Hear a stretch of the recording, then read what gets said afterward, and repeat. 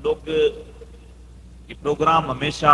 ہر سال محرم الحرام کے موقع پہ یا تو کرتے ہیں یا پھر وہ پروگرام جو ہوتے ہیں ان میں شامل ہوتے ہیں۔ رسماً ہم لوگ یہ ساری چیزیں کر رہے ہوتے ہیں اور اپنے آپ کو ہم لوگ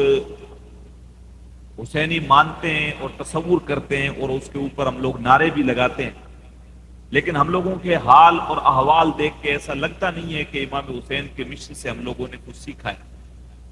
ہم لوگوں کی ایک وہ عادت بن گئی ہے، روٹین جو سال کی ہوتی رہتی ہے، دو چار دیگے بنا لو، کھا لو، پھر ایک آدھے کسی جلسے میں شامل ہو جاؤ، نارمل فارمیلٹیز کر کے پھر جیسے 10 محرم گزرتا ہے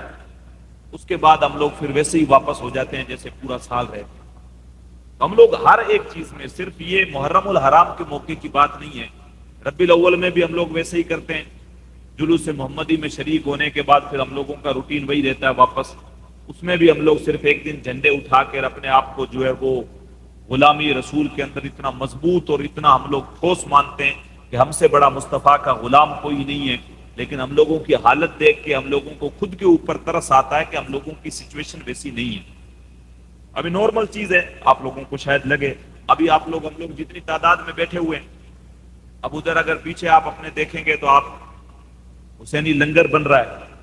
تو جتنی پتیلوں کی تعداد ہے ان کو دیکھ کے لگ نہیں رہا کہ کھادی اتنے لوگوں کے لیے بن رہا ہوگا، تو اچھی خاصی تعداد کے لیے بن رہا ہوگا، لیکن ہم لوگ ایک نارمل تعداد میں یہاں پہ جمع ہیں، اور پھر جمع بھی ہوتے ہیں تو ہم لوگ تھوڑی دیر کے لیے اس میں بھی ہم لوگوں کی توجہ خاص رہتی نہیں ہے، کوئی ادھر ہے تو کوئی کیا کر رہا ہے، کوئی پانی پی رہا ہے تو کیا کر رہا ہے، تھوڑی دیر ہم لوگ فارمیلٹیز کر کے چلے جاتے ہیں، اور یہی روش جو ہماری بہت سارے سالوں سے چلی آ رہی ہے، اور یہ بے توجہ ہی، چاہے ہم لوگ جمعے کے خطبہ سننے کے لیے جائیں اور چاہے جو ہے وہ ہم لوگ پھر یہاں پہ کسی جلسے جلوس میں جائیں، تو ہم لوگوں کی یہی جو حالت ہے، اسی حالت کی وجہ سے آج ہم لوگوں کی کنڈیشن یہ ہو گئی ہے کہ ہم لوگوں کو اتنے جلسوں میں حاضر ہونے کے باوجود ہم لوگوں کو ڈھنگ سے اپنا انٹروڈکشن کروانا نہیں آتا۔ اگر ہم سے کوئی پوچھ لے آپ مسلمان ہیں، کون سے مسلمان ہیں، کیوں مسلمان ہیں، ریزن کیا ہے، پلیز آپ اس کو ایکسپلین کریں، تو ڈھنگ سے ہم میں سے 90% سے اوپر طبقہ وہ ہے جو ڈھنگ سے کلمہ سنا نہیں سکتا۔ یہ ہم لوگوں کی ایمان کی اور اسلام کی حالت ہے جو ہم میں سے ہر کوئی بندہ اچھے سے جانتا ہے۔ کھانے آپ کتنے طریقے کے بنا سکتے ہو، وہ آپ شیف کا کوئی کمپٹیشن ہو تو اس میں آپ اپنے آپ کو منوا سکتے ہو، آپ کتنے طریقے کے جو ہے نا پکوان کھا سکتے ہو، بنا سکتے ہو، کیا کچھ چیزیں کر سکتے ہو، وہ دنیاوی چیزیں ہیں آپ اس میں کرو، لیکن آپ کا جو دین اتنا پیارا، اور جس دین کے لیے امام حسین نے اپنا پورا خاندان کربلا کے میدان میں شہید کروا دیا اور اپنا آخری خون کا قطرہ تک اس دین اسلام کے شجر کو سینچنے کے لیے، ہرا بھرا رکھنے کے لیے جو انہوں نے قربانی دی، اور یہ جو دین ہم تک پہنچا، اس دین کو محفوظ رکھنے کے لیے، اس دین کو بڑھانے کے لیے، اس دین کے جو ہے وہ دامن میں چار چاند لگانے کے لیے ہم لوگوں نے کیا اس میں کنٹریبیوشن کیا ہے، ہم لوگوں کی کیا اس کے اندر حصے داری ہے، تو ہم لوگ اگر کیلکولیشن کریں گے، حساب لگائیں گے، تو اس میں زیرو میں ہم لوگوں کا جو ہے وہ ریزلٹ آئے گا کہ ہم لوگوں کا اس کے اندر کوئی ہاتھ نہیں ہے، یہ تو ہمارے اسلاف تھے جنہوں نے قربانیاں دی، جنہوں نے محنتیں کی، جنہوں نے اپنے بچے شہید کروائے، جنہوں نے اپنے جو ہے وہ جوانوں کو شہید کروایا، اور آج تک ایسے مجاہدین ہیں اور آج تک ایسے اللہ کے نیک بندے بہادر ہیں جو کبھی بیت المقدس میں اللہ کے گھر کی حفاظت کے لیے شہید ہو رہے ہیں، کبھی کوئی کسی اور چیز کے لیے شہید ہو رہا، اور اسلام کی اس شجر کو ہرا بھرا رکھنے کے لیے جو کوششیں ہو سکتی ہیں وہ کر رہے ہیں، اور ہم لوگ خالی جو ہے وہ اپنے آپ کو مسلمان تصور کر رہے ہیں، اور لیکن جو ہم لوگوں کی کنڈیشن ہے وہ کسی سے ڈھکی چھپی نہیں ہے۔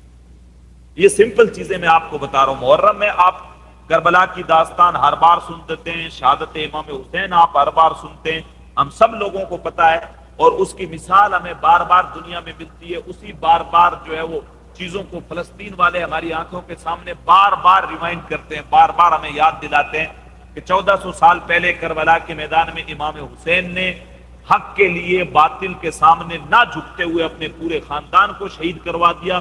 اور ادھر اسرائیل جیسے ظالم ملک کے سامنے فلسطین ایک چھوٹا سا اور چھوٹی سی تعداد والے لوگ نہ جھکتے ہوئے 80-90 ہزار پچھلے 2 سالوں میں بلکہ لاکھ تک سے زیادہ لوگوں کو شہید کروا چکے ہیں، لیکن پھر بھی زبان سے اف تک نہیں نکل رہی ہے، اور نہ کوئی شکوہ ہے، نہ کوئی شکایت ہے، اور نہ ہی جو ہے وہ پیچھے ہٹنے کو تیار ہے۔ ہم لوگوں کے اوپر کوئی پریشانی، کوئی مصیبت، کوئی کسی طریقے کا دکھ اور کوئی ہم لوگوں کے جو ہے وہ درمیان اس طریقے کا بڑا کوئی معاملہ نہیں ہوا کہ ہم لوگوں کو کوئی اسلام کے لیے قربانی دینی پڑے یا اسلام کے لیے ہم لوگوں کو کمپٹیشن کرنا پڑے یا ہم لوگوں کو جان مال کی جو ہے وہ ہمیں قربانی دینی پڑے، ایسا کچھ نہیں ہے۔ ہم لوگوں کو لے دے کے 5 وقتہ نماز پڑھنے یا جمعہ پڑھنے کے لیے کہا جاتا ہے، اس میں بھی ہم لوگوں کے پاس ٹائم نہیں ہے۔ اسلام اتنا آسانی کے ساتھ ہم تک نہیں پہنچا۔ آپ حضور کی زندگی کو اٹھائیں، پھر حضور کے بعد صحابہ کی زندگی کو اٹھائیں، تو حضور نے جب اسلام لوگوں تک پہنچانا اسٹارٹ کیا، کبھی پتھر مارے گئے، کبھی رستے میں گڈھے کھودے گئے، بھوک برداشت کی، گلے کے اندر رسی ڈال کے وہ چادر ڈال کے اس کو اتنے بل دیے گئے کہ آپ کے گلے کی نسیں پھول جاتی تھی، کتنی کتنی تکلیفیں دی گئی، لوگ بات سننے کو تیار نہیں تھے۔ وہ تکلیفیں حضور علیہ الصلوۃ والسلام نے صحیح مکے سے ہجرت کرنے پہ کفار نے مجبور کر دیا۔ رات میں وہ مکہ جو سب سے پیارا تھا، حضور کعبے کے سامنے کھڑے ہو کے خود جب ہجرت کے لیے نکلنے لگے تو ارشاد فرمایا کہ تو مجھے سب سے زیادہ عزیز ہے، اگر میرے لوگوں نے مجھے مجبور نہیں کیا ہوتا تو میں تجھے کبھی نہیں چھوڑتا۔ تو اسلام کی نشر و اشاعت کے لیے اور اس اسلام کو، اللہ کے دین کو ہم تک پہنچانے کے لیے حضور نے اتنی تکلیفیں سہی اور ہجرت کر کے پھر آپ مدینہ آئے۔ حضور اس دنیا سے تشریف لے گئے، حضرت ابو بکر صدیق نے بھی مشکلیں فیس کی، پھر حضرت عمر دیکھیں آپ، حضرت عثمان غنی دیکھیں، حضرت علی المرتضیٰ دیکھیں کہ حضور کے بعد 4 خلفاء حضور کے بنے۔ ان میں سے حضرت ابو بکر صدیق کو اگر چھوڑ دیں تو 3 خلفاء ایسے ہیں جن کو شہید کیا گیا ہے۔ حضرت عثمان غنی کو مکان کے اندر، حصار کے اندر چھت کھاڑ کے کودے اور وہاں پہ بلوائیوں نے آپ کو شہید کر دیا۔ حضرت عمر ابھی 1 محرم الحرام کو ان کی وفات کا دن تھا، شہادت کا، فجر کی نماز پڑھانے کے لیے مصلے کے اوپر کھڑے ہوئے اور لؤلؤ نام کے ایک شخص نے خنجر جو زہر کے اندر بجھا ہوا تھا مار کے آپ کو شہید کر دیا۔ اور یہی حال سیدنا علی المرتضیٰ کے ساتھ ہوا، فجر کی نماز پڑھانے کے لیے جا رہے تھے، اس وقت آپ کے اوپر حملہ ہوا اور پھر آپ کو شہید کر دیا گیا۔ ہم لوگ آسان سمجھتے ہیں، ہم لوگ سمجھتے ہیں کہ مسلمان ہونا بہت آسان ہے، لیکن دیکھیں تو صحیح کہ قدم قدم پہ ہمارے اسلاف نے اپنے خون کی قربانی دی ہے، تب جا کے یہ اسلام ہم تک پہنچا ہے۔ ہم لوگ سمجھ رہے ہیں اسلام اور حسینیت اور غلامی رسول یہ چیزیں بڑی بڑی دیگیں پکاؤ، کھا لو اور فری ہو جاؤ اور نعرے لگاؤ، 2 دن جھنڈے لگاؤ، ہو اللہ کرو، موٹر سائیکلوں پہ ریلیاں نکالو، اور پھر اس کے بعد ہم سے بڑا مسلمان اور ہم سے بڑا سنی کوئی نہیں۔ ہم اپنے آپ کے ساتھ فراڈ کر رہے ہوتے ہیں۔ ہم لوگوں کو دین اسلام کا الف تک ڈھنگ سے نہیں آتا ہے۔ ہم لوگوں کو اگر کوئی جو ریلیجن فارم ہوتا ہے اس میں ہمیں پوری ڈیٹیل بھرنے کے لیے بول دے تو وہ ہم لوگوں کو بھرنی نہیں آتی۔ ہم لوگوں کی شکلیں دیکھ کے کوئی کہہ نہیں سکتا کہ ہم لوگ مسلمان ہیں۔ ہم لوگوں کی حالت ایسی ہے کہ ہمارے پڑوس میں کوئی رہنے کے لیے تیار نہیں ہے۔ ایک وہ وقت تھا کہ لوگ مسلمانوں کے دامن کا جو ہے پانی دھو دھو کے مریضوں کو پلایا کرتے تھے تاکہ ان کو شفا ہو جاتی تھی۔ آج ہمارے گھڑے سے کوئی پانی پینے کے لیے تیار نہیں ہے۔ ہم لوگوں نے اپنا کریکٹر اور ہم لوگوں نے اپنا اخلاق اتنا بھدا اور اتنا گندا بنا لیا ہے، لوگ ہمارے ساتھ بزنس اور پارٹنرشپ کرنا نہیں چاہتے ہیں، لوگ ہمارے یہاں پہ رشتہ کرنا نہیں چاہتے ہیں، لوگ ہماری کالونی میں گھر بنانا نہیں چاہتے ہیں۔ اتنے گندے ہم لوگ رہتے ہیں، اتنے جھوٹے ہم لوگ ہیں کہ کوئی ہم سے سامان خریدنا نہیں چاہتا، کوئی ہمارے ساتھ بزنس نہیں کرنا چاہتا۔ 50 روپے والی چیز اللہ کے نام کی قسمیں کھا کھا کے 300 روپے میں ہم لوگ بیچ رہے ہوتے ہیں، اور اوپر نام لکھا ہوتا ہے ھذا من فضل ربی، یہ میرے رب کے فضل سے ہے۔ آپ کے رب کا فضل یہ تھوڑی ہے، رب نے آپ کو یہ تھوڑی کہا جھوٹی قسمیں کھاؤ، چوری کا مال لوگوں کو بیچو۔ گھر بنا رہے ہیں آپ شراب کے پیسے سے، اس کے اوپر لکھتے رہے یہ میرے رب کے فضل سے۔ رب نے تو شراب کو حرام قرار دیا ہے، آپ اس کا بزنس کر کے گھر بنا رہے ہیں۔ جوا کھیل کے پیسے جیتے ہیں آپ نے، اور آپ مسجد کے اندر ایک بڑی قالین لا کے لگا دے رہے ہیں کہ ہاں میں جو ہے بہت نیک کام کروں، پیسہ سارا آپ کا حرام کا ہے، کوئی ثواب آپ کے کھاتے میں نہیں آنے والا ہے۔ ہم لوگ پڑھنے کے عادی نہیں ہیں، ہم لوگ جو ہے نا نارملی سوچتے ہیں کہ ایسے ہی کوئی آئے ہم لوگوں کو ایک دن آدھا گھنٹہ جلسے میں بٹھائے اور بٹھانے کے بعد ہمیں وی آئی پی والے ٹکٹ ہوتے ہیں جنت کے بانٹ کے چلا جائے، اور ہم لوگ فری اور وہ بھی فری، نہ اس کو کوئی پریشانی ہو اور نہ ہمیں کوئی پریشانی ہو۔ ہم لوگوں کا مسئلہ یہ ہے، ہم لوگ یہ جو ہے وہ ایکسپیکٹ کر رہے ہوتے ہیں کہ کوئی بھی مقرر سید صاحب آئے ہمیں آ کے سلام کرے، السلام علیکم میرے جنتی سنی مسلمان بھائیوں، تو ہم لوگ خوش ہو جائیں گے۔ بھائی سید صاحب کی خود کی گارنٹی نہیں ہے جنت میں جائے گا کہ نہیں جائے گا، وہ اعمال پہ ڈیپینڈنٹ ہے، آپ کو کیسے جنت کا سرٹیفکیٹ دے گا۔ لیکن ہم لوگوں کو چاہیے، کیونکہ ہم لوگ جو ہے نا وہ فری کے لولی پاپ ڈھونڈنے کے عادی ہو گئے ہیں، ہم لوگ یہ سمجھتے ہیں کہ جنت اتنی سستی ہے، اتنی سستی ہوتی تو جن کو دنیا کے اندر جنت کی بشارت مل چکی ہے وہ اللہ کی راہ میں شہادت کیوں دیتے، وہ پھر اپنے آپ کو عبادتوں کے اندر کیوں لگاتے؟ حضرت ابوبکر صدیق کو تو دنیا کے اندر ہی جنت کا سرٹیفکیٹ مل گیا تھا، لیکن وہ پیڑ کے اوپر بیٹھی ہوئی چڑیا کو دیکھ کے رو پڑتے ہیں کہ چڑیا تو بھی موج میں، کبھی ادھر سے ادھر جا رہی ہے، کبھی ادھر سے ادھر جا رہی ہے، کل کو تیرا حساب بھی نہیں ہونا ہے۔ ہنسے تو ہم لوگ ہیں کہ کل قیامت کے دن ہمارا حساب ہوگا۔ کون کہہ رہا؟ حضرت ابوبکر صدیق، جن کو جنت کی ٹکٹ حضور نے دنیا میں دے دی ہے۔ 4 خلفاء میں 3 شہید کیے گئے ہیں۔ ہم لوگوں کو کانٹا بھی چپ جائے نا تو ہم لوگ ہو اللہ مچا دیتے ہیں، کہیں پہ قربانی دینے کی باری آئے ہم لوگوں کو فالتو کے ادھر ادھر کے کاموں میں بھیڑ جمع کر لو تب ہو جائے گی، دین کے نام پہ جب بھیڑ اکٹھی کی جاتی ہے تب ہمارے پاس وقت نہیں ہے۔ ہم لوگوں کو جلسے میں بھی بھیڑ کرنے کے لیے کھانے کا لالچ دینا پڑتا ہے، نیچے پوسٹر میں لکھا جاتا ہے کھانے پینے کا معقول انتظام رہے گا، تب ہم لوگ آتے ہیں کہ ہاں چلو کھانا ملے گا تو چلو 2 منٹ جلسے میں جا آتے ہیں۔ یہ ہم لوگوں کی حالت ہے، یہ ہم لوگوں کی استھتی ہے، اور اس استھتی کے اندر ہم لوگ جی رہے ہیں۔ ہم لوگوں کو جہاں پہ اپنا مفاد نہیں ملتا وہاں ہمیں دین سے بھی کوئی مطلب نہیں ہے۔ ہم لوگ فوٹو بھی اس کے ساتھ کھنچانے کی خواہش رکھتے ہیں جو آلریڈی فیمس ہے، غریب بندے کے ساتھ ہم لوگ فوٹو بھی نہیں لیتے ہیں۔ ہم لوگ اس کے ساتھ چپکنے کی کوشش کرتے ہیں جس کا کوئی اسٹینڈرڈ ہو، جس کے ساتھ کوئی 4-5 لوگ جڑے ہوئے ہوں، جس کا کوئی اچھا خاصا ورچسپ ہو، اس کے ساتھ ہم لوگ جڑنا چاہتے ہیں۔ ہم صرف نعروں کی جو ہے وہ حد تک رہ گئے، اور صرف نعرے لگا کے، کھوکھلے نعرے لگا کے جو ہے نا غلامی حسین میں موت بھی قبول ہے، یہ نعرے رہتے ہیں ہم لوگوں کے۔ لیکن کبھی دیکھا ہے آپ نے؟ آپ تاریخ اٹھا کے دیکھیں، اور خاص طور سے اہل بیت اطہار کی دیکھیں۔ حضرت حسن کو زہر دیا گیا، حضرت امام حسین کے سکے بڑے بھائی ہیں، حضرت علی المرتضیٰ کے صاحبزادے، اور کوئی نارمل شخصیتیں نہیں ہیں۔ حضور نے ارشاد فرمایا کہ ان میں سے میری خوشبو آتی ہے۔ دونوں آدھا حصہ ایک بھائی اور آدھا حصہ ایک بھائی، دونوں حضور کی مشابہت تھے، سبط نبی تھے، اور کہا جس نے حسن اور حسین سے محبت کی اس نے مجھ سے محبت کی، اور کہا اللہ جو ان دونوں سے محبت کرے تو بھی اس سے محبت کر۔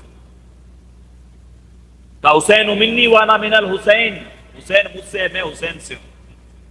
وہ امام حسین کے اگر سجدے میں حضور ہو اور پیٹھ کے اوپر سوار ہو جائیں تو حضور ان کے لیے اپنے سجدے کو لمبا کر دیں۔ وہ جو اپنے منہ سے لقمے نکال نکال کے حضور ان کے منہ میں لقمے رکھیں، وہ اہل بیت اطہار امام حسن کو زہر دے کے شہید کیا گیا۔ کئی مرتبہ کوششیں کی گئی شہید کرنے کی،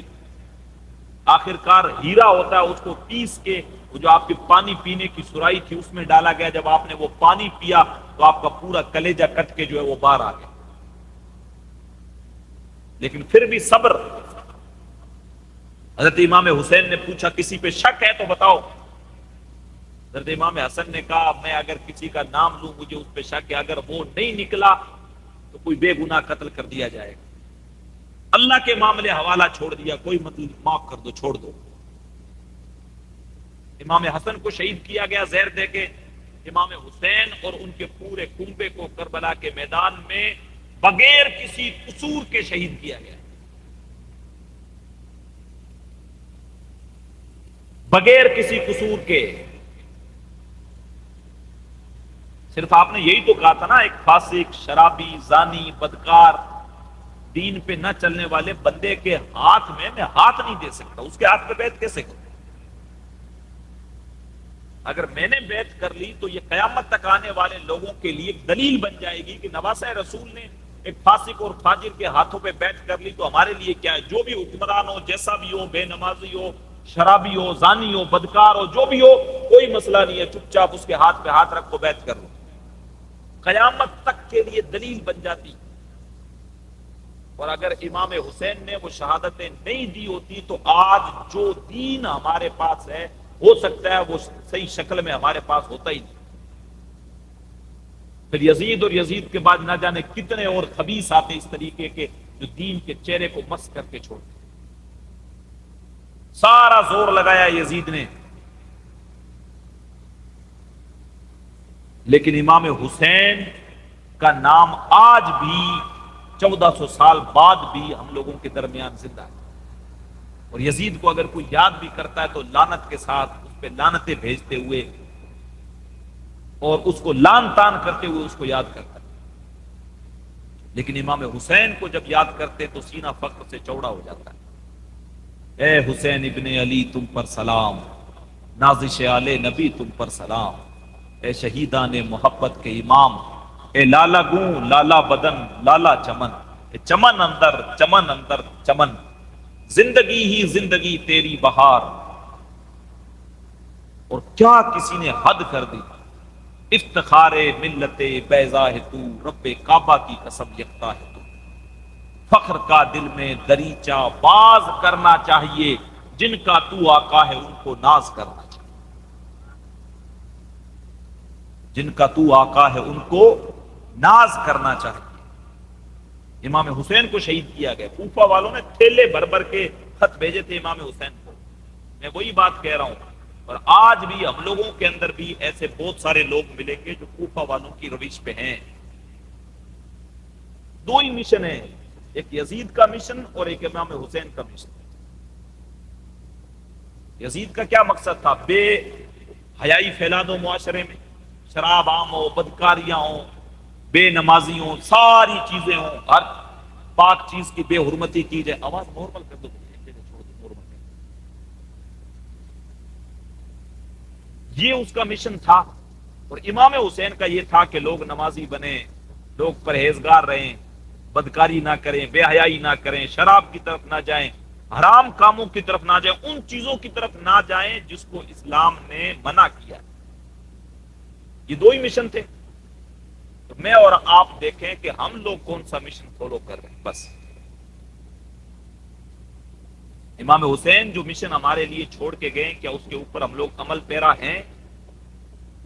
یا وہ جو یزید کی سوچ تھی اور یزید جو مشن آگے پھیلانا چاہ رہا تھا، ہم اس مشن کو لے کے چل رہے ہیں؟ کوفہ والوں نے خط بھیجے تھے. اور آج بھی اگر کہیں دین کے معاملے میں کوئی بات آتی ہے تو ہم لوگوں کو جب بلایا جاتا ہے تو اس وقت ہم لوگ بالکل کلٹی مار جاتے ہیں. جہاں دیکھتے ہیں تھوڑا سا معاملہ یار ٹف ہو جائے گا، کہیں پہ مصیبت کوئی پریشانی نہ آن پڑے ہم پہ، تو پھر ہم لوگ کیا کرتے ہیں کہ اس وقت ہم لوگ سائڈ ہو جاتے ہیں. یار اپنا نام نہیں آنا چاہیے، اپنے سائڈ ہو جاؤ. اس وقت ہم لوگوں کو جو ہے نا یہ چیز دکھتی. کوفہ والوں نے تھیلے بھر بھر کے آپ کو خط لکھے، بولا آپ آ جائیں، اگر آپ نہیں آئے تو ہمیں ایک فاسق اور فاجر اور بے دین کے ہاتھ پہ بیعت کرنی پڑے گی، اس کے ذمہ دار آپ ہوں گے کہ ہم نے آپ کو بلایا تھا لیکن آپ نہیں آئے. آپ آ جائیں گے تو ہم لوگ سارے کے سارے آپ کے ہاتھ پہ ہاتھ دے کے بیعت کر لیں گے.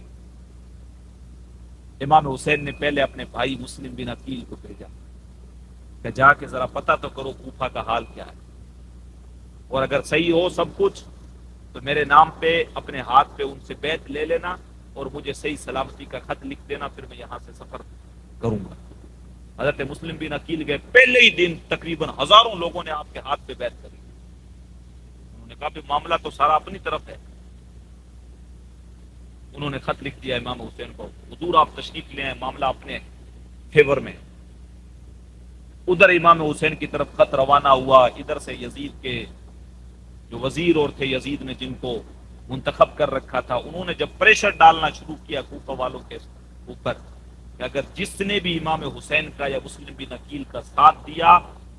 اس کے بچے یتیم کر دیے جائیں گے، ان کی بیویاں بیوہ کر دی جائیں گی.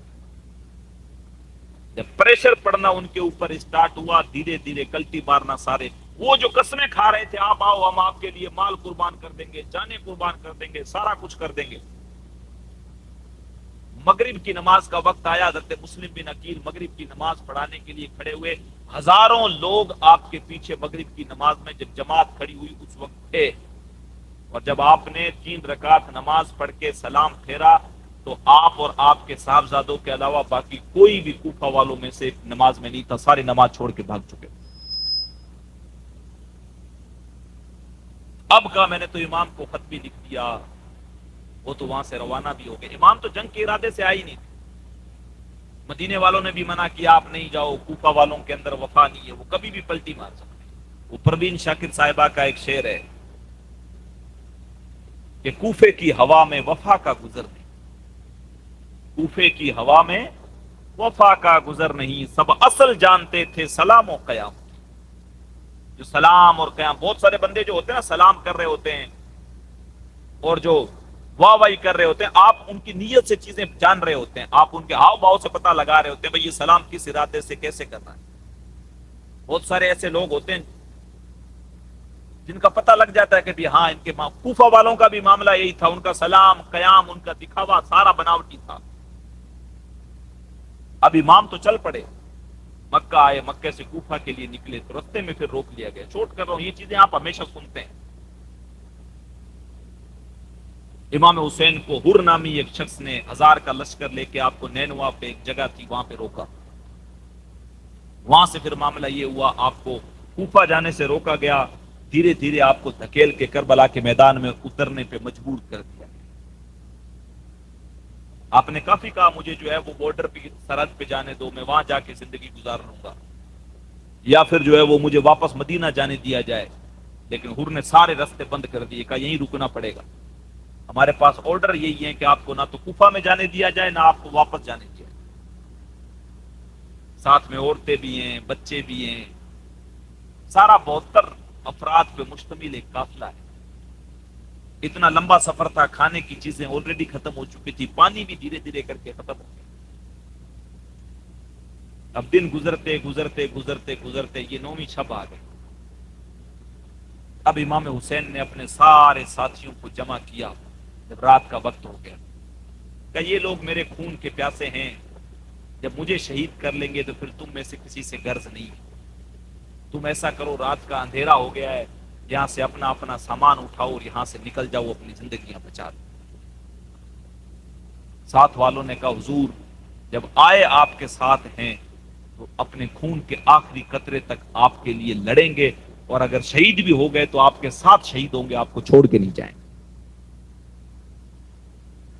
موقع تھا، امام حسین نے کہا مجھے کسی سے کوئی شکایت نہیں ہے، آپ آرام سے جا سکتے ہو، ساروں کے لیے چھوٹ ہے، یہ مجھے پکڑ لیں گے مجھے شہید کر دیں گے، اس کے بعد ان کو کوئی مسئلہ نہیں ہے، یہ خاموش ہو گئے، مجھ سے مسئلہ ہے، تم چلے جاؤ۔ یہ آفر اگر ہمیں مل جائے کہ یار کوئی مسئلہ نہیں ہے، پریشانیاں ہیں، کسی نیک کام کے لیے، کوئی مسجد کے لیے، کسی کے لیے آپ پروٹیسٹ کر رہے ہیں، کوئی ایک بندہ اٹھ کے کہے نہیں یہ مجھے جیل میں ڈال دیں گے، باقی ایسا کرو، تم لوگ اپنی زندگیوں کو کیوں پریشانیوں میں ڈال رہے ہو، تو ہم لوگ پہلی فرصت میں نکلیں گے، کہیں گے یار جاؤ، اپنے کیا ہے، حضرت کو پھنسنا ہے پھنسنے دو، اپنے کیوں فالتو اپنی جوانیاں خراب کریں، چل کے کام دھندا کرتے ہیں، ہم لوگ سائڈ گلی میں ہو کے نکل جائیں گے۔ لیکن ان کو پتا تھا جس کا ساتھ ہم دے رہے ہیں یہ کوئی عام شخصیت نہیں ہے، یہ نواسہ رسول ہے، یہ حضور کے کندھوں پہ کھیلے ہیں،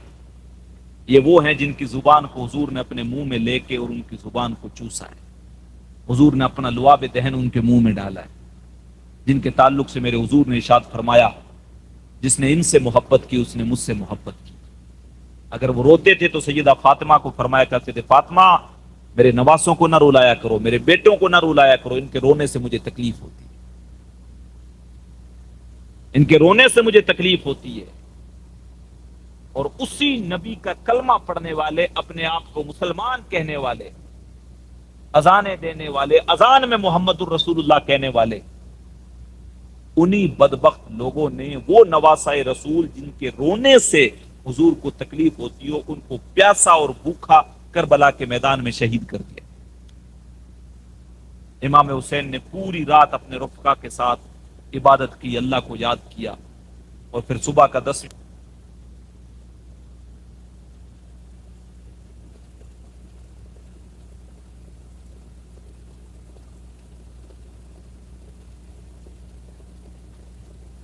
نہیں دے گا، ان کو لے کے امام حسین جاتا، حالانکہ ایسی بات نہیں ہے۔ پروین شاکر صاحبہ کا شعر مجھے پھر یاد آیا کہ گرچہ لکھی ہوئی تھی شہادت امام کی، لیکن پھر بھی میرے حسین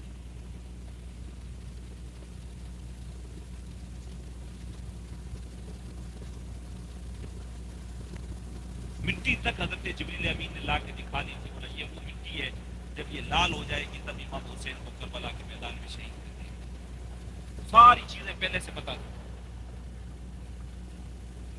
لیکن وہ ننھے علی اصغر کو لے کے جب پیاس کے لیے گئے اور جا کے ان کو کہا لوگوں مجھے پہچانو، تم جن جس کے خون سے اپنے ہاتھوں کو رنگنا چاہتے ہو کوئی عام شخصیت نہیں ہے، وہ نواسۂ رسول ہے، وہ رسول جس کا کلمہ تم پڑھتے ہو، جس پہ روزانہ تم درود پڑھتے ہو، اس کا نواسا ہے، اس کے خون کے پیاسے مت بنو، اپنی آخرت خراب مت کرو چند مال کے ٹکوں کے لیے، چند سیاسی عہدوں کے لیے اور چند ہیرے اور جواہرات کے لیے اپنی آخرت کو برباد مت کرو۔ لیکن ان کی آنکھوں کے اوپر دنیا داری کی اور دولت کی پٹی بندھی ہوئی تھی، صرف ایک کو اللہ نے ہدایت کی، وہی حر جو رستہ امام حسین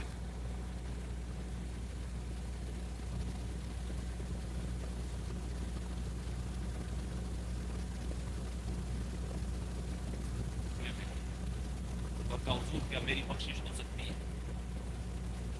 یہاں پہ یہ سسٹم تو نہیں تھا نا کہ نانا تو نے تو مجھے روکا تھا، تو نے مجھے یہاں پہ اتارا تھا،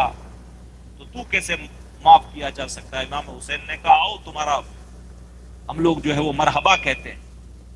آخری وقت میں جب ادھر سارے جہنم میں جانے کی دوڑ میں لگے ہوئے تھے، اللہ تعالیٰ نے حضرت حر کو وہ توفیق دی کہ وہ اس خیمے سے نکل کے جنتی خیمے میں تشریف لے۔ حرسا نصیب بادشاہوں کو نہیں نصیب،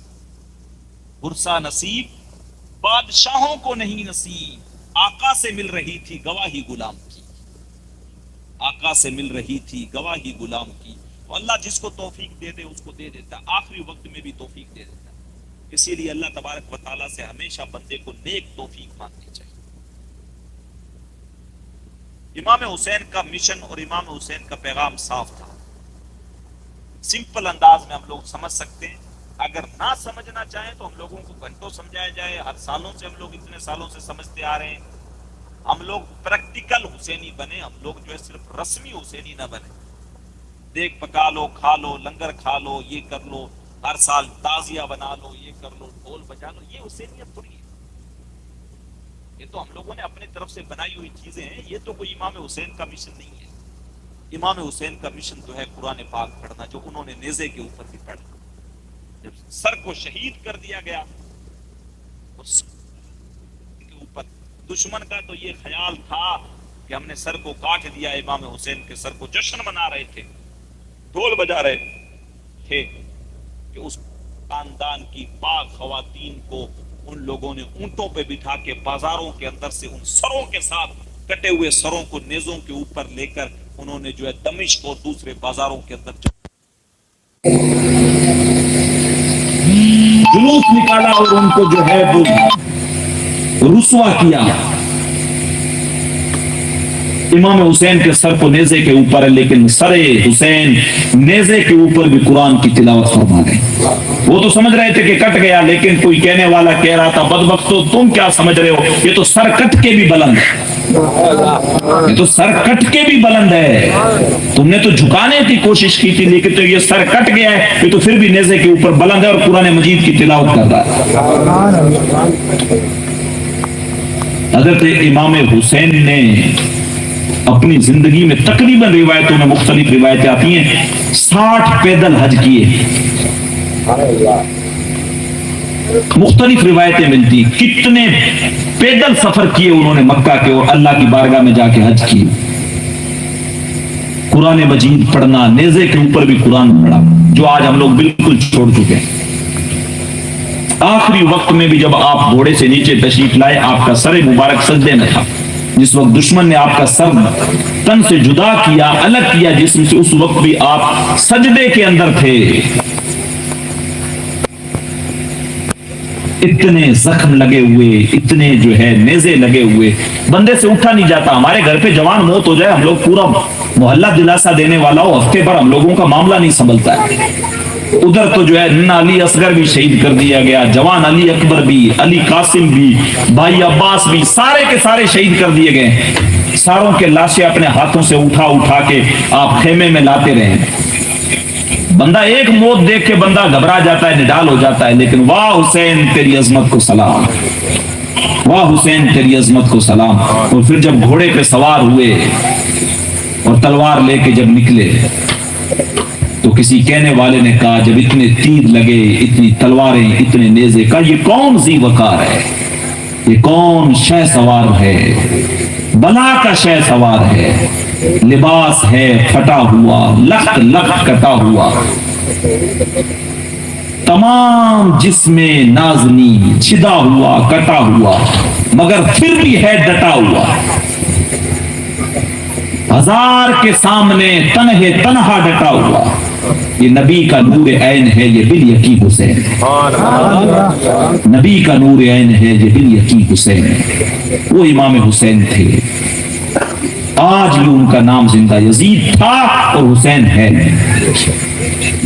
لیکن ہمیں امام حسین کے مشن کو آگے بڑھانے کی ضرورت ہے۔ امام حسین کے نام پہ لوگوں کو لنگر کھلائیں، چھبیل پلائیں، شربت پلائیں، پانی پلائیں، کھانا کھلانا تو اسلام کی عظیم ایک سنت ہے۔ اسلام نے کہا تطعم الطعام، حضور نے ارشاد فرمایا کہ حضور بہترین اسلام کون سا ہے؟ کہ تطعم الطعام وتقرأ السلام علی من عرفت ومن لم تعرف، کہ بہترین اسلام یہ ہے کہ تم لوگوں کو کھانا کھلاؤ اور لوگوں کو سلام کرو اگرچہ انہیں جانتے ہو یا نہیں جانتے۔ چہرے پہچان کے کھانا کھلانے کا یا سلام کرنے کا حکم نہیں دیا، جس کو جانتے ہو یا نہیں جانتے ہو اس کو کھانا بھی کھلاؤ اگر بھوکا ہے تو، اور اگر نہیں جانتے ہو تب بھی کوئی مسلمان بھائی ملے اس کو سلام کرو۔ ہم لوگ تو اپنے اپنے والے حساب سے دیکھتے ہیں، وہ گھر گھر کی دیکھ پکا کے گھر گھر کے ہی کھا جاتے ہیں۔ ہم لوگوں کا یہ مسئلہ ہے، ہم لوگ سلیکٹیو چہرے بلاتے ہیں، بیاہ شادی میں بھی سلیکٹیو بلاتے ہیں، لنگر پہ بھی ہم لوگ اپنے اپنے والوں کے لیے کرتے ہیں۔ کئی لوگ تو ایسے رہتے ہیں باہر والے کوئی آگے کہا رہے یہ لوگ کون ہے کہاں، ارے بھائی اللہ کے نام پہ لنگر کیا، امام حسین کے لیے کھلا رہے، جو آ رہا ہے اس کو کھلاؤ۔ لیکن ہم لوگ بھی اپنے اپنے ہوتے ہیں، 5-10 محلے والے، 1-2 بکرا کرو، چاول کرو، اس کو بناؤ اچھے سے، خود ہی کھا جاؤ۔ وہ گھر گھر کی شیرنی گھر گھر والوں نے فاتحہ دی، گھر گھر والے کھا کے نکی ہو گئے۔ تطعم الطعام وتقرأ السلام، فقیروں کو مسکینوں کو کھانا کھلاؤ، یہ بہترین اسلام، یہ اہل بیت سے ہمیں سبق ملتا ہے۔ اور جب سب کو شہید کر دیا گیا، امام زین العابدین صرف 14 سال کے تھے اور بستر مرض پہ تھے، صرف وہ بچے، اور انہی یزیدیوں میں سے ایک جب مختار صفی نے ان لوگوں کو بدلہ لینا ان سے سٹارٹ کیا تو ہانپتے امام زین العابدین کے خیمے میں پہنچا، پانی مانگا تو امام زین العابدین نے اس کو پانی پلایا۔ پانی پینے کے بعد کہنے لگا حضرت شاید آپ نے مجھے پہچانا نہیں۔ آپ نے کہا میں تجھے کیسے نہیں پہچانوں گا، میں تجھے پہچانتا ہوں، تو میرے باپ کا قاتل ہے، تو نے میرے بھائیوں کو کربلا کے میدان میں شہید کیا تھا، اس میں تیرا ہاتھ ہے۔ حضور اتنا کچھ جانتے ہوئے بھی اس کے باوجود بھی آپ نے مجھے پانی پلایا، کہ ایک وقت ہم تیرے مہمان تھے، وہ تیرا سلوک تھا اور یہ ہم اہل بیت کا سلوک ہے۔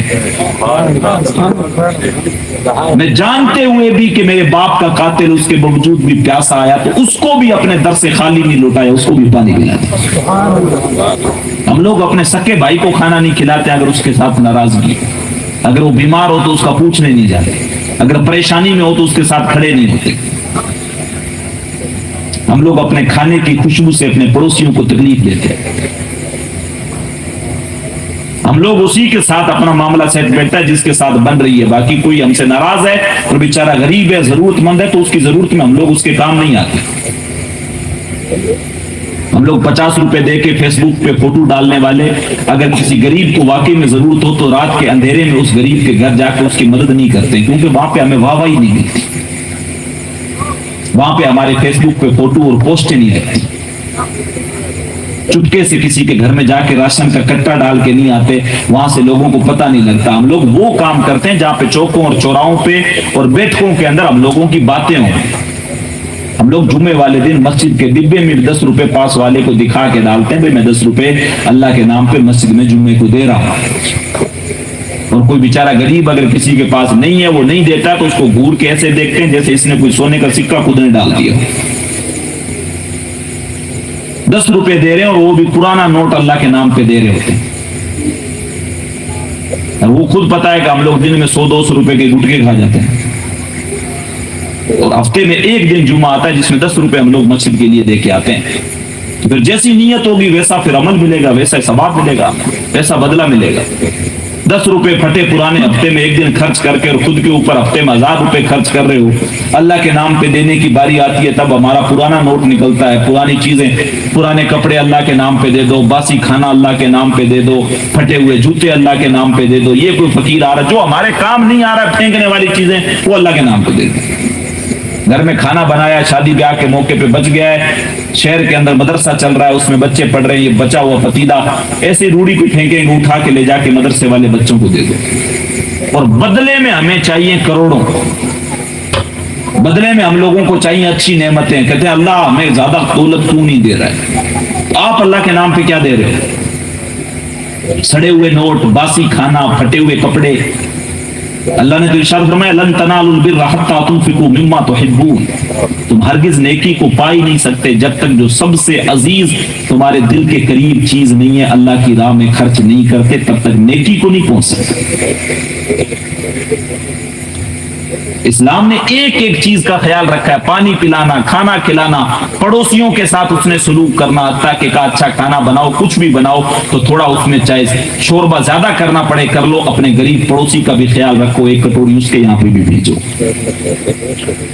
अपने माल से अपने किसी गरीब पड़ोसी को तकलीफ मत दो,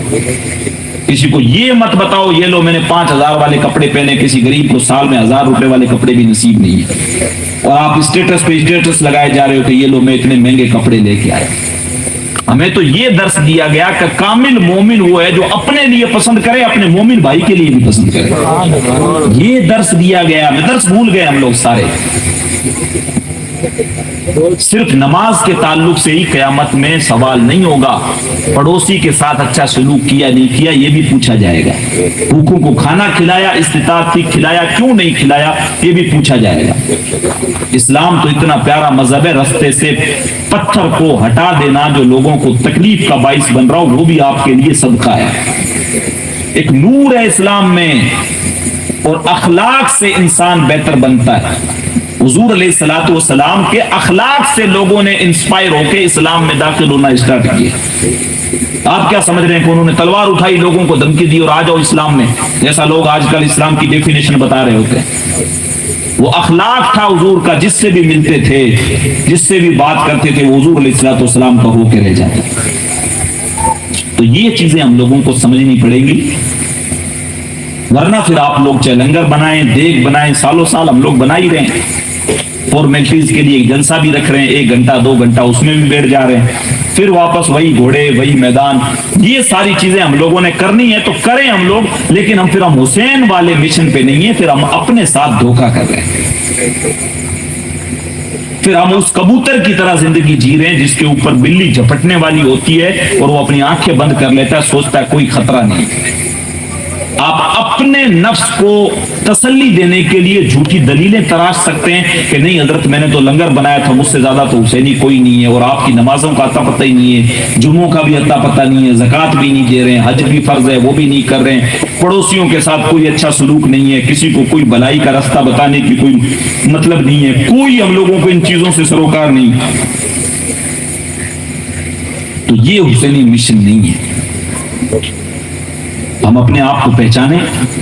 हम अपने मामला दुरुस्त करने की कोशिश करें। बातें बहुत सारी हैं कहने के लिए, और भी बहुत सारी बातें की जा सकती हैं, लेकिन इमाम हुसैन की शहादत से हम लोग सबक लें।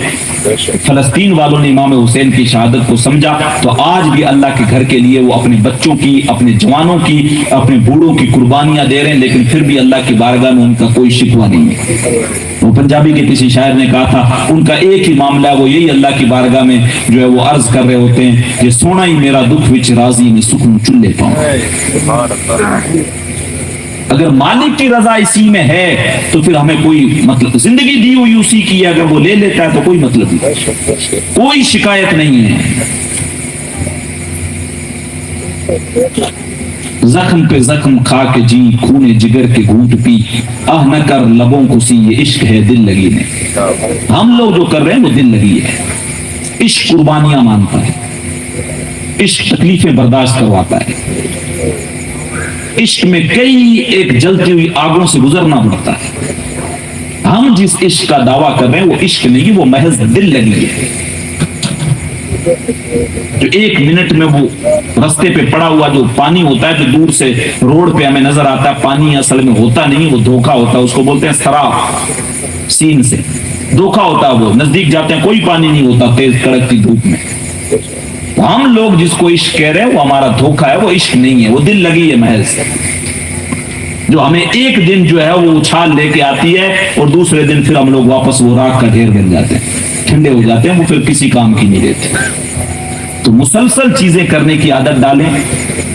اور امام حسین کو سمجھنے کی کوشش کریں کہ ان کو کیا ضرورت تھی، ساری کچھ چیزیں تھی، کیوں قربان ہوئے، وہ کیوں شہید ہوئے، صرف اس لیے تاکہ یہ اسلام کا ہرا بھرا شجر ویسے کہ ویسے لوگوں تک پہنچے جیسے حضور علیہ الصلوۃ والسلام چھوڑ کے گئے تھے۔ کوئی اس کے اندر ملاوٹ نہیں ہو سکتی، ان چیزوں کے لیے کوئی جگہ نہیں ہے جس کو اللہ اور اس کے رسول نے حرام قرار دے دیا ہے، کوئی مائی کا لال ان کو حلال نہیں کہہ سکتا۔ یہ امام حسین کا مشن تھا، اس مشن کو پہچانے، اور یزیدی مشن ہے اس کو جو ہے وہ بالکل ختم کرنے کی کوشش کریں، اپنے اندر بیداری لانے کی کوشش کریں، جاگرکتا لے کے آئیں، تعلیم کی طرف توجہ دیں۔ تعلیم جب آئے گی تو پھر بندے کے اندر نکھار ہے، چاہے دینی تعلیم ہو، دنیاوی تعلیم ہو، اپنے مذہب کے تعلق سے چیزیں پتہ ہونی چاہیے۔ اکثر ہم لوگوں کی حالت یہ ہے کہ ہمیں یہ بھی نہیں پتا کہ حضور علیہ الصلوۃ والسلام کی صاحبزادیاں کتنی تھیں، ان کے نام کیا ہیں، حضور کی ازواج کتنی تھی، ایک ایک چیز کا ہم لوگوں کو پتا ہونا چاہیے۔ ہمیں دنیا کی ہر چیز کا پتا ہے، ہمیں اپنے شہر میں ملنے والی مٹھائی کا ایڈریس تک پتا ہے جہاں پہ اچھی ملتی ہے، ہمیں جوتوں کا پتا ہے، ہمیں کپڑوں کا پتا ہے، ساری چیزوں کا پتا ہے، اور ہمیں اپنے دین کے بارے میں کچھ بھی نہیں پتا ہے۔ تو کب قبروں میں جا کے تھوڑی سیکھیں گے،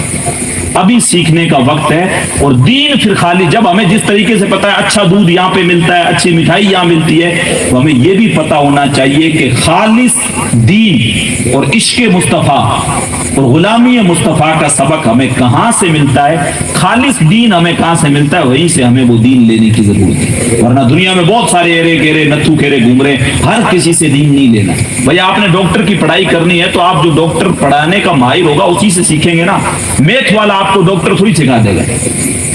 تو ہر ایک چیز، تو عشق رسول آپ کو وہی سکھائے گا جس کے سینے میں خود عشق رسول ہوگا۔ اہل بیت کی محبت آپ کو وہی بتائے گا جو اہل بیت سے محبت کر رہا ہوگا، ورنہ تو کوئی بدبخت اٹھ کے آ جائے گا اور یزید کو رحمت اللہ علیہ کہہ دے گا،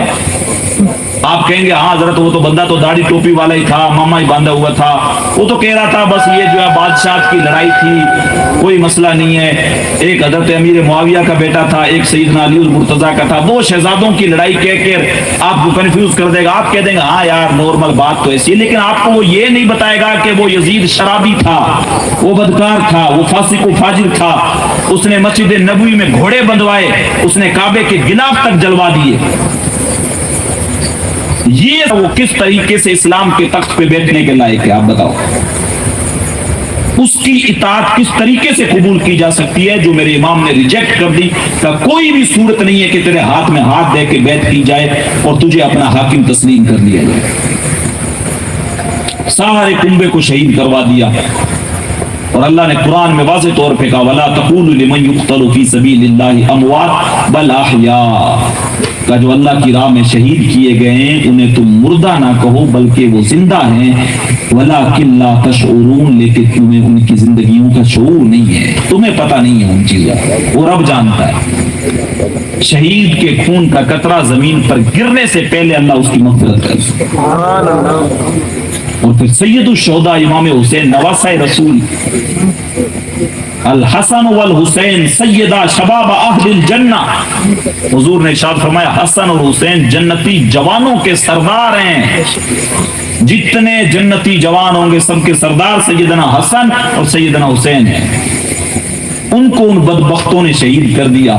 اور لوگ ان سے آج بھی جو ہے وہ یہ کہہ رہے ہوتے ہیں نہیں کوئی بات نہیں، نارمل بات ہے، یہ نارمل بات نہیں ہو سکتی، یہ دین کو مٹانے کی ان کی سازش تھی جو میرے حسین نے ناکام کر دی اور اسلام کے جھنڈے کو بلند کر دیا۔ تو ہمیں اسی جھنڈے کو اٹھا کے چلنا ہے، صرف ایک دن کے لیے 2 دن کے لیے نہیں بلکہ سال کے 365 دن ہم نے امام حسین کے مشن کو فالو کرنا ہے، اور یزیدیت مشن کو ہم نے فیل کرنا ہے۔ باتیں بہت